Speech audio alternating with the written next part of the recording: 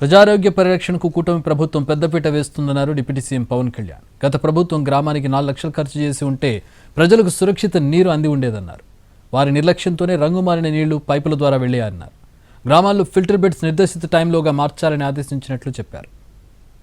నీరు అనేది ప్రాథమిక హక్కు అధ్యక్షుడు.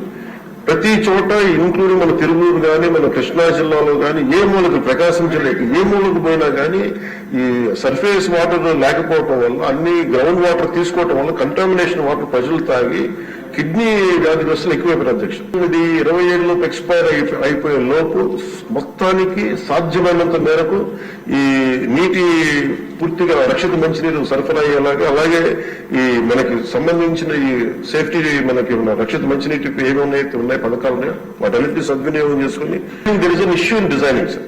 ఇన్నోవేటివ్ గా ఆలోచించట్లేదు, టెక్నాలజీని వాడట్లేదు. అలాగే కాంట్రాక్టర్స్ కూడా పైప్స్ లే చేసినప్పుడు మొండిగా బండగా చేసేస్తున్నారు. దీనికి కొంత టెక్నాలజీ